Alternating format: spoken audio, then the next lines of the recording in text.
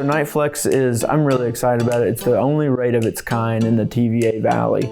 And the average savings is a little over 5% right now. Okay. So it's nice to see what some people can do. And I know there's a few people I've talked to that they're saving over that 5%. And they told me I haven't even tried to really be intentional. Welcome to MTE's Plugged In podcast. This podcast focuses on the world of electric vehicles. We combine expert interviews and personal stories to educate and inform listeners about electric vehicles. So whether you're an early adopter who has been driving an EV for years or you're just starting your research, this podcast is for you. Hello, I'm Brandon Wagner. And I'm Amy Byers, and welcome to Middle Tennessee Electric's Plugged In podcast.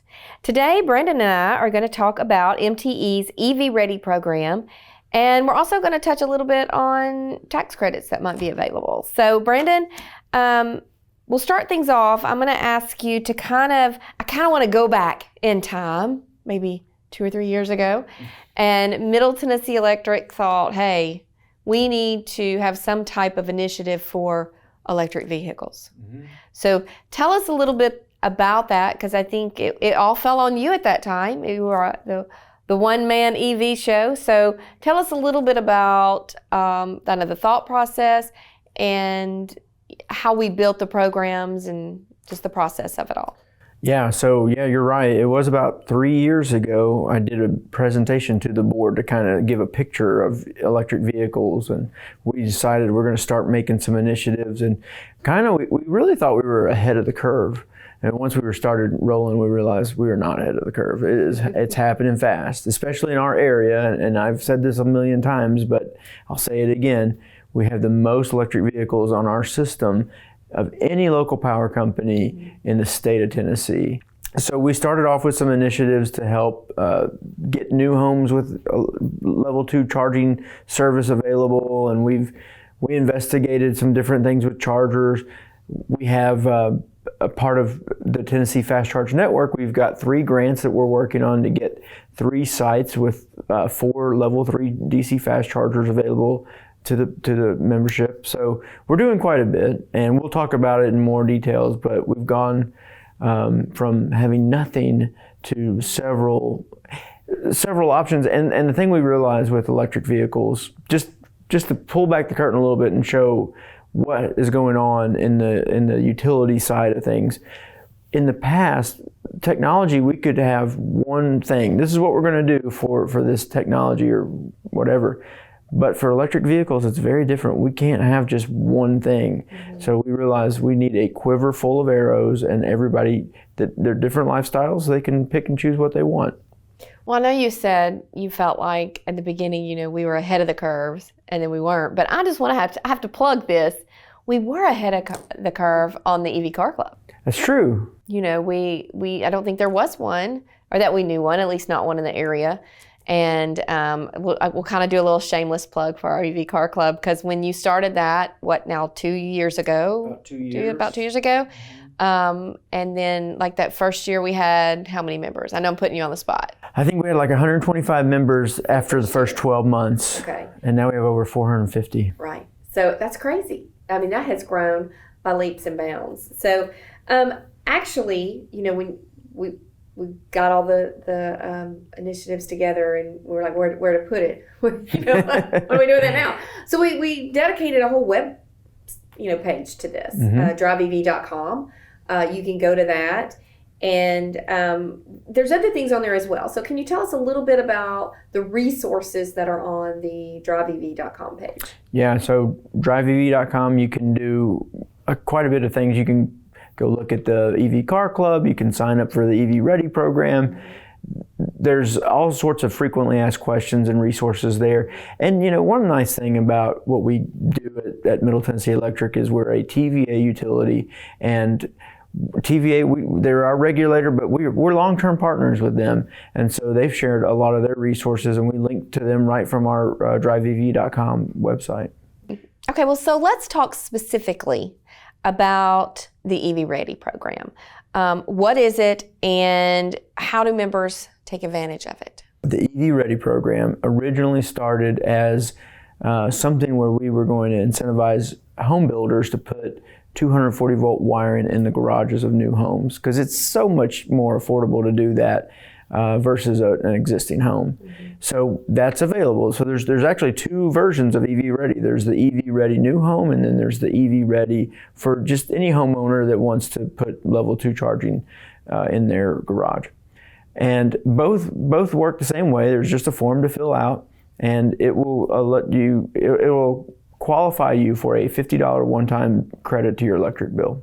And I know it's a drop in the bucket for what it costs to put in level 2 wiring, but we felt like, hey, we're going to do this for new homes. Let's go ahead and roll it out to the existing homes as well. The nice thing is, if you're a builder out there and you're listening to this, the new home program, you can actually, depending on how the qualification is, there's $100 per home credit that TVA does as well. So if you're a builder and you qualify for that, you can actually get $150 per new home.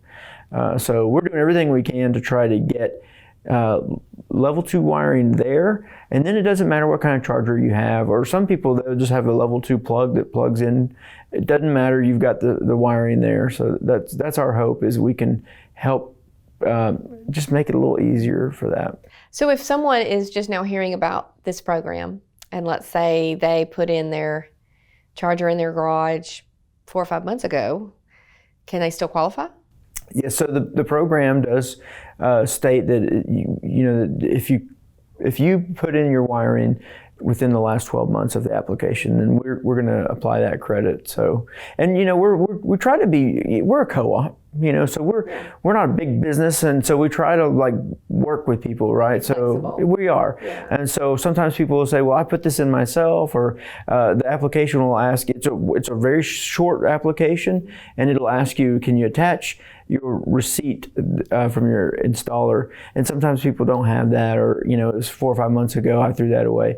So we'll say, take a picture of your plug, upload that. We'll do what we can to try to qualify as many people as we can. So is this an online application, or is this something you have to download and print and mail back in? I mean, how does that work? It's an online application. You can go to mte.com/evready, and you have to print and scan, and you know what? If you want to print it and scan it, we'll make that work too. I've had people print it and take a picture with their phone and email it to me. That's fine. We'll make it work.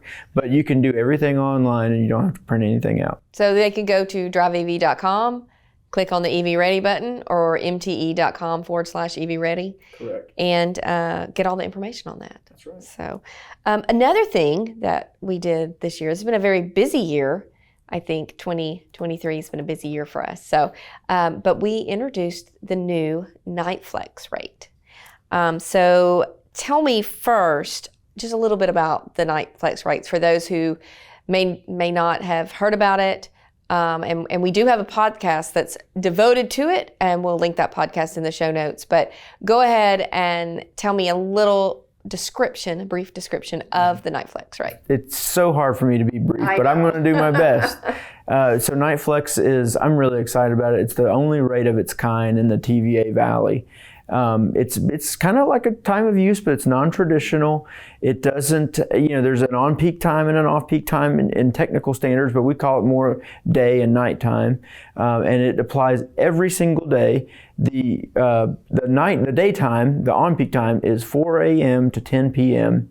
And if you take your standard rate, let's just say it's 9.5 cents, it'll add a penny to that. And so you would have 10.5 cents during those hours. But then between 10 p.m. and 4 a.m., it takes 3 cents off of that. So using that 9.5 cent standard rate, it would actually be 6.5 cents. And so we've had a few billing cycles. People have taken it. And I have seen people save over 19% sometimes. So it is saving some people some money. It's a whole home rate. So you do need to be aware of that. It applies to your entire house. And so you need to think about how much of your EV charging, or maybe you have a pool heater or something like that, all of that counts. So what I tell some people is they don't know if it can work for them. I try to tell them, set your charger, program your charger, see if that works for your lifestyle, have it kick on at 10. And if that works for your lifestyle, then let it go for a couple months, give me a call, and I can analyze your bill and tell you whether or not it's a good fit for you. Yeah. And I know you can only briefly touched on this in your answer, but I kind of want to drill into it a little bit more. We've had this since April. So I know you're a data guy. So I'm sure you have been doing all sorts of analysis on these figures and everything. So I know you mentioned that the majority of the people are saving money on this. Yes. Oh, yeah. It's 80% plus are saving. The ones that are not saving are $1, $2 a month that they're leaving on the table. And so we're trying to make sure that we're aware of that and help them figure out whether or not this is the right fit for them. But those who are saving some of them are saving 18, 19%. Now, again, it's a small sample set, so we're going to keep an eye on it. But I don't even have level 2 charging at home. I charge my vehicle with level 1, and I have it programmed to kick on at 10. But I've saved both months, and it's just the idea behind it is it's a grid-friendly charging behavior, and not only does it help us maintain system demand, it also helps us on our wholesale cost to TVA, and then we can take that savings and share it back with the member. So that's how the rate was designed, and so far it seems like it's doing what it's supposed to be doing. So I have just one more question. I know you were talking about some of the savings that you have seen, but overall, what would you say the average savings would be? The average savings is a little over 5% right now. Okay. So it's nice to see what some people can do. And I know there's a few people I've talked to that they're saving over that 5%. And they told me, I haven't even tried to really be intentional. Right. So there's some potential. But, I think 5%, some people are saving 5% and not even changing their lifestyle. Right. If you can program your dishwasher and stuff to wash at night when you go to bed, if you could just move all that stuff, and so many smart appliances now you can. So that makes sense. So if someone is interested in signing up for the NightFlex rate, they just need to go to mte.com/myenergyplan, or they can call 877-777-9020. And, as always, if you have specific questions and you want to ask Brandon, sure, email evcarclub@mte.com. So Brandon, if someone wants to, research this or file the tax form or whatever, do you know what form that is? Do you know what they need to be looking for or where they need to go? Yeah, I do. It's Form 8911, okay. 8911 is the form you want to fill out. Okay. And that's the form for both if you're a homeowner and you're putting in charger, or if you're a business and you want to get the tax credit for your business for putting in charging, same form. Okay, well, great. Well, thanks to everyone for listening today. If you have any questions about MTE's EV Ready program, the NightFlex rate, or anything else EV related, please email us at evcarclub@mte.com. And for more information on MTE's Drive EV programs or the EV Car Club, please visit driveev.com or email us at evcarclub@mte.com. And until next time, plug in, power up, and drive safe.